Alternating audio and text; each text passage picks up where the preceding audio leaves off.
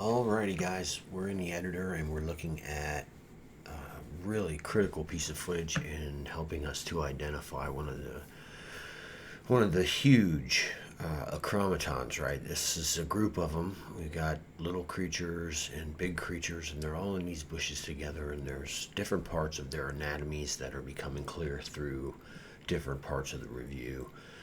But it does appear that we've got little brows and some smaller creatures that are 7 to 8 feet. That's what this is right here. The head of a 7 to 8 foot creature. You can see that primate kind of a, but yet still human, primitive, but combined with a primate. And we've got, the little things next to them, and there's all kinds of. Here's a large one with its head on an angle that has one of those kind of Gigantopithecus, apish looking things here.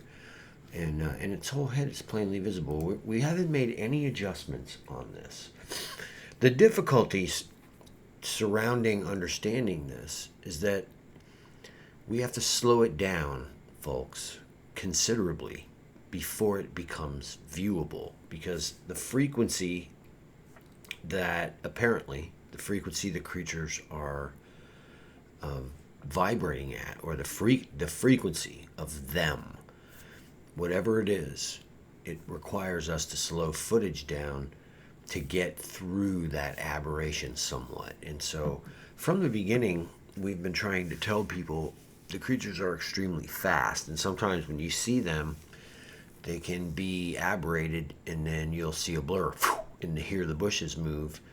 You'll look where the bushes were moving, but there's nothing, and suddenly there's a noise 20 feet to your left. That was the speed of the creatures, and I've seen them tear through palmettos, smaller ones, on multiple occasions, including I threw a nectarine to one time, and I just was staring at it. I'm going, I know that's what I'm staring at, because I'm getting the aberration, and it's this same concept. It's the same thing you see here.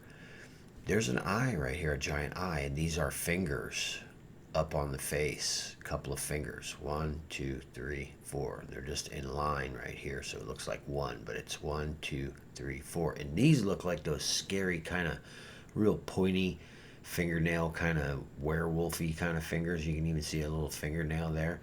It's just in front of his eye, but the whole outline of his face is there, the same as this one, where we get these eyes, and then you can see here. And again, the whole thing's there. It's just that sometimes people don't realize that the creatures will tilt their heads. So you have to tilt their head, and when you do, suddenly they become visible. But this guy's tilting the same way as this one. And this one is this what a female looks like. This, to me, matches the descriptions from the old Travel Channel episodes, where they would show that thing with the kind of owlish looking eyes, and it looked like it was just brown and furry and about 7 feet tall, 6.5, 7 feet tall. This head is 6 feet. You saw the symmetry.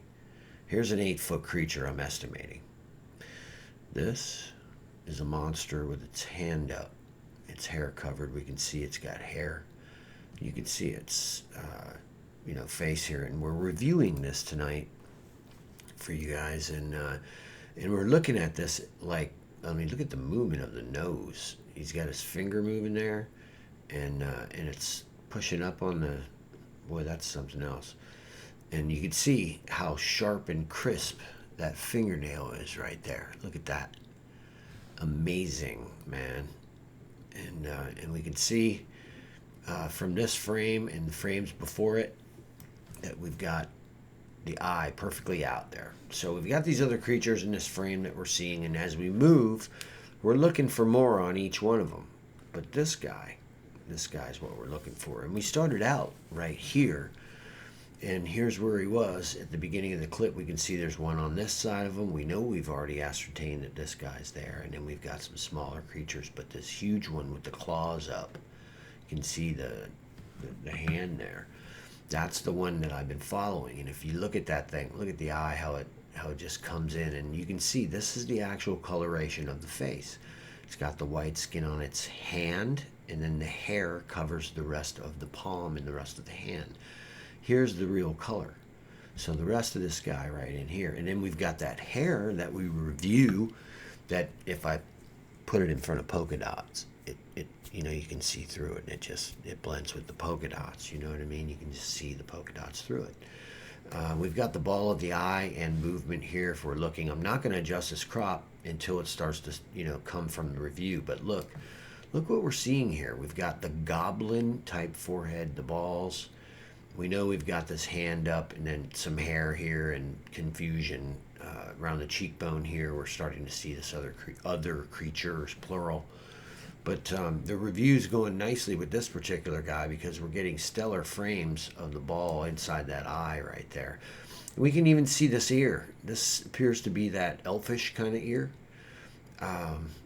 It's frightening that giant, you know, elfy kind of creatures are here like this, but you can plainly see this guy's moving his brow here and there. In this one, we're getting the shadow of the other isosceles kind of, that's that deep set eye socket. And we've got that goblin shaped head.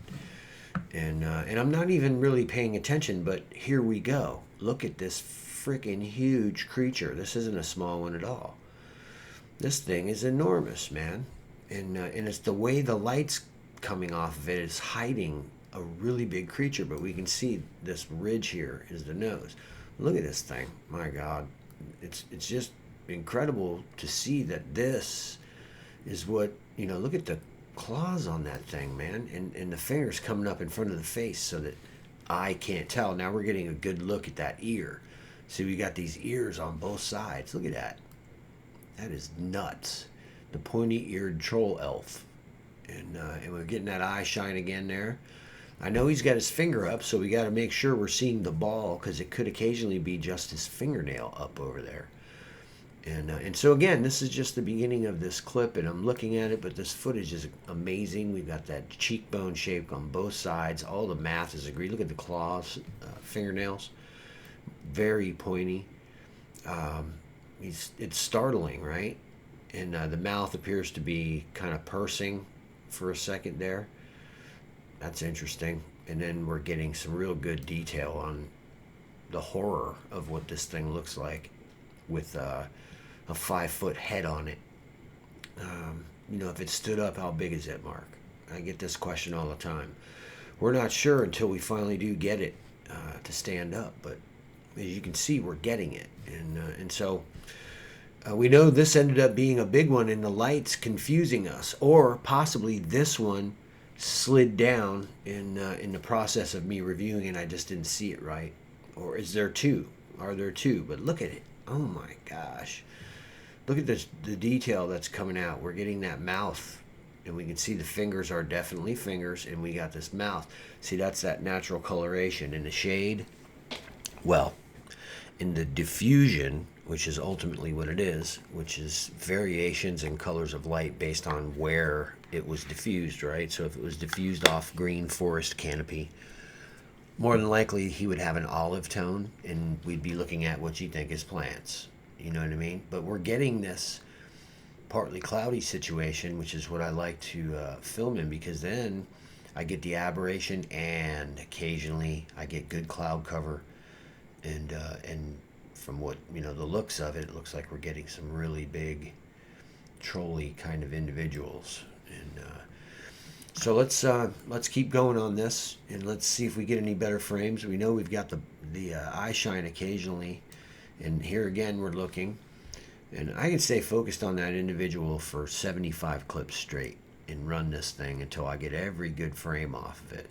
And that's really the trick to getting good frames, is being able to stay focused on the individual that you're working. We're going to adjust crop again. We got a little bit of that fingernail or eye, but we can see that's that triangle shape, and then the fringe of the other one is right there. So we know we've got some symmetry still, and shine coming off the finger. Beautiful. Let's crop it, and let's continue. Wow, that's pretty strange. I'm not really sure what to say about that. Here's the crop, and there he is. It's rendering quickly, thankfully, We got movement all over the place in here. Just real subtle movement, and it looks like, dark individuals are back in there moving around, and you get the primate shape every now and then. Continuing on, he's fading into the edge of the footage. Now, I did not see this individual, so otherwise I would have been pointing straight at him and waving, because I'm experimenting with how that affects what goes on while I shoot. If I see him, I'll wave at him. Are some of these guys pointy-eared, or do they have pointy ears? I think it's possible that we might have dogman kind of creatures down here as well. Look at this. This is insane. It's just a goblin, giant goblin sitting in there. We're going to be closing here in a second at the end of this clip, and I just want you to know that this is just as terrifying to me as it is to you, and I'm still charged with my cameras, babe. You know what I mean? So let's leave you with this frame right here, because it's really a good one. I think, isn't this where it was? I know it's back here. Okay, here we go. There it is.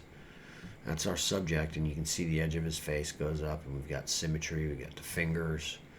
Pretty amazing stuff. And where we started up in here, at the beginning of the clip, you get a real good idea of the size of the individual that's in there. If you watch it, you can see his whole outline of his face and his brow and the fingers up on his face, and it's amazing.